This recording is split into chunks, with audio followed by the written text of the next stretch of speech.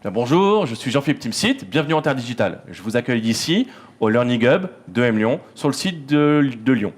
J'ai le plaisir aujourd'hui de recevoir Swan Lemoine, qui est un spécialiste du web marketing. Et donc on va parler aujourd'hui du métier de web marketeur. Qu'est-ce que ça veut dire être un web marketeur? Quelles sont les pratiques quotidiennes? Comment on travaille avec les entreprises? Comment on interagit avec le marché? Bienvenue Swan. Merci. Bonjour. Bon alors, qu'est-ce que c'est être un web marketeur? Qu'est-ce que c'est d'être un web marketeur? Alors déjà, du coup, moi je suis web marketeur, donc c'est vraiment mon métier, et je suis aussi fondateur de l'agence Stank. Ce qu'on essaye de faire chez Stank, c'est d'aider les entreprises en fait à gagner en visibilité sur le web. L'idée, c'est aujourd'hui les modes de consommation et la technologie étant très présente, tout ça, ça apporte des nouvelles habitudes, et on essaye en fait d'améliorer la relation client des entreprises pour qu'elles puissent s'adapter à ces changements. Donc très clairement, le web marketing, c'est générateur d'opportunités pour les entreprises, mais le web marketing repose sur des techniques, sur des méthodes qui sont assez différentes, qui sont pour la plupart nouvelles. Donc on va essayer d'en parler un petit peu pour que les gens qui nous regardent comprennent bien ce que ça veut dire, de quoi on parle, quand on utilise par exemple des termes de génération de leads, quand on parle d'audience, quand on parle de point de contact avec l'audience, de quoi est-ce qu'on parle? Donc prenons un exemple, quel est votre métier au quotidien? Comment est-ce que vous travaillez avec les entreprises? Alors, je dirais qu'il y a trois types d'entreprises, trois types de besoins, en fait. La première chose, c'est gagner en visibilité. Donc, c'est plutôt les grandes entreprises qui veulent améliorer leur notoriété, améliorer leur image sur le web. Ensuite, vous avez les sites e-commerce qui, eux, ont besoin de générer des ventes, en fait. Et puis, vous avez les entreprises plus B2B qui ont besoin de générer des leads. Voilà. Donc, il y a à peu près trois éléments importants que les entreprises ont besoin et dont on essaye de répondre le mieux possible. D'accord. Tout simplement. Ok, commençons par la question de la visibilité. Alors, le premier point que vous avez évoqué. Alors, comment vous travaillez avec une entreprise? Que les entreprises viennent vous dire, nous, on a des problèmes, on n'est pas vu, on n'a pas de notoriété, les consommateurs ne connaissent pas, ou est-ce qu'ils vous disent, on a besoin d'un peu de légitimité, parce que les consommateurs connaissent nos produits, mais ils ne savent pas que c'est notre entreprise qui est derrière ces produits, ou voilà. Comment est-ce que ça se passe? Oui, alors en fait, souvent, on parle d'une entreprise qui a des activités de marketing classique, je dirais, qui fait de l'affichage, de la télé, de la radio, etc. De la publicité. Mais ils sont pas du tout visibles en fait en ligne. Et donc aujourd'hui, nous, on essaye d'étudier leur audience, de comprendre exactement ce que leur audience fait sur le web. Quand vous dites pas visible en ligne, c'est par exemple ils n'ont pas de trafic sur leur site Alors, web. Généralement, on commence par un site web. Ils n'ont pas de site web. Okay. Peut-être ils n'ont pas de réseaux sociaux ou ils sont tout simplement pas visibles sur les moteurs de recherche. Ok, d'accord. Donc ils sont pas hauts sur Google. Ils sont 4e, 5e, 6e page, 8e page. Là, on parle des fois, souvent, aujourd'hui, il y a plein d'entreprises qui ne sont pas du tout visibles. C'est-à-dire, ils n'ont même pas de site internet. Donc, on ne parle même pas d'être visible sur Google. Okay. Voilà, vous avez des entreprises qui sont en plein dans la transformation digitale et on les prend vraiment du bas. Ok, d'accord. Et donc, comment est-ce que vous travaillez avec elles? Comment ça se passe? Alors, du coup, nous, on va étudier leur audience dans un premier temps, essayer de comprendre ce que fait leur audience sur le web. Et puis ensuite, on va adapter et créer une stratégie en fonction de cette audience. Donc typiquement, vous avez aujourd'hui un consommateur qui a l'habitude d'aller se renseigner sur Internet, chercher de l'information. Eh bien, on va créer des contenus, on va essayer de partager des avis clients sur le web directement. D'accord.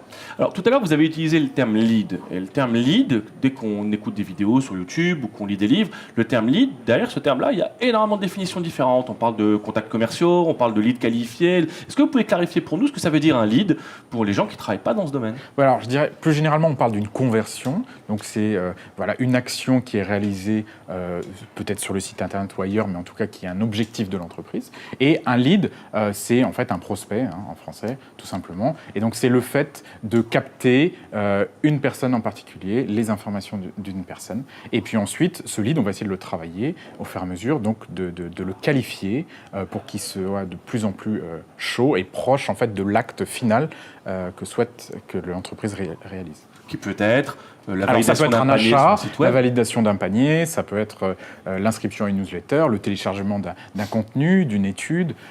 Voilà, chaque entreprise définit quel est son objectif. Très bien. Donc on a bien compris ce qu'était le web marketing. Il y a un des éléments qui est important, c'est comment s'articule dans l'entreprise le web marketing et le marketing classique. Parce que c'est parce que le web marketing est arrivé que le marketing classique a disparu.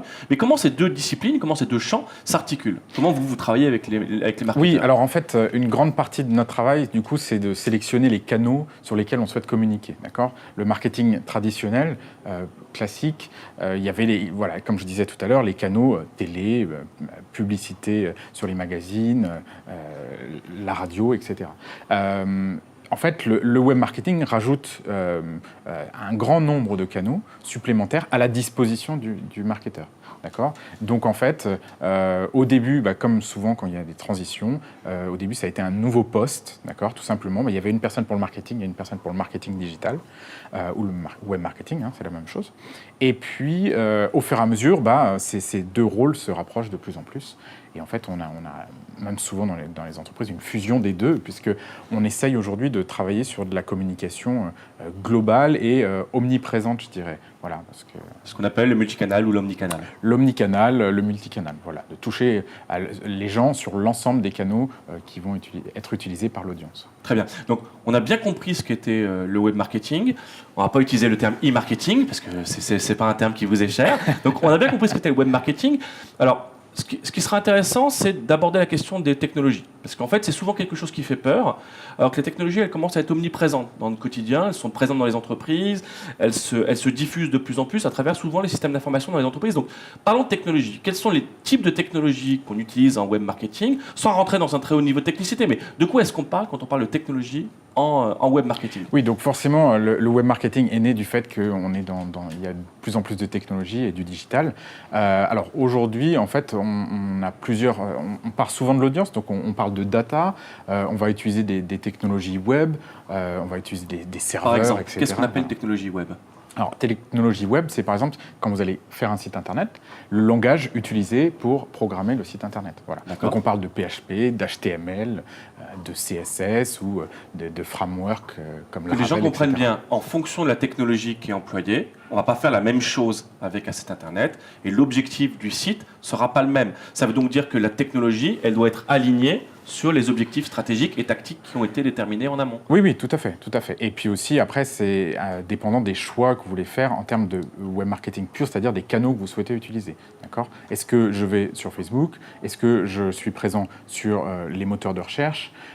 Ou est-ce que je crée juste mon site internet et je trouve d'autres moyens d'acquisition ? Aujourd'hui, on a des modes de consommation très différents. On peut communiquer sur une plateforme comme Amazon, par exemple, ou Cdiscount ou autres, ce qu'on appelle des marketplaces. Mais on peut choisir aussi de communiquer par email, etc. Je dirais que les choix aujourd'hui sont démultipliés et la multitude de canaux entraîne du coup une modification du métier. Quoi. Et une augmentation du niveau de technicité nécessaire pour être performant. Bien sûr, on est sur un métier de plus en plus technique. Même nous, au sein de notre agence, aujourd'hui, on a des personnes spécialisées pour chaque canal. Pour chaque canal, pardon. Parce que du coup, faire du référencement naturel, être sur les réseaux sociaux ou être présent sur une marketplace, ça devient de plus en plus un métier à part entière. Comme aujourd'hui, on entend beaucoup, par exemple, parler du terme data scientist. Autour de chaque projet, on met toujours de l'analytics, parce que l'idée, c'est qu'on est sur des canaux... nous expliquer ce que c'est que l'analytics? Oui, alors, le web analytics, l'idée, c'est, avec le web, on reçoit énormément de données, d'accord ? On peut analyser ce qui se passe sur le site Internet, avec les visiteurs, donc le nombre de visites, les actions, les pages qu'ils voient, le temps qu'ils passent sur le site, etc. Et donc, tout ça, ça nous permet ensuite en l'analysant, ça nous permet d'améliorer notre stratégie et d'être de plus en plus performant. En fait. Ça vous permet d'améliorer votre stratégie parce qu'en fait, vous en savez plus sur le comportement des consommateurs. Et on est là sur un des points qui est important en web marketing, c'est que ce qu'on faisait en marketing traditionnel, c'était on étudiait du déclaratif, ce que les gens nous disaient sur ce qu'ils aimaient faire, alors que le bouleversement du marketing digital et du web marketing, c'est que on n'est plus basé sur du déclaratif, mais on sait ce que les gens font vraiment. Oui, tout à fait. Aujourd'hui, je dirais qu'avant, dans le marketing traditionnel, si on voulait connaître le besoin de l'audience, il fallait qu'on fasse une étude de marché ou une étude directement. On lançait un questionnaire, on faisait des questionnaires, etc. Voilà. Aujourd'hui, en fait, on n'a plus besoin de faire ça. Il nous suffit, avec justement la donnée qu'on a, d'étudier le comportement sur Internet de l'utilisateur. Voilà. Et grâce à ces patterns un peu qu'on arrive à trouver, ces comportements, ces habitudes de comportement, des schémas récurrents, des schémas récurrents, on peut du coup segmenter notre audience et puis du coup après la cibler de manière plus précise en fait. Bien, je pense qu'on a fait le tour, un tour d'horizon du métier de web marketeur. Merci beaucoup Swan. Et puis je vous encourage à regarder d'autres vidéos. Merci beaucoup. Merci. Au revoir.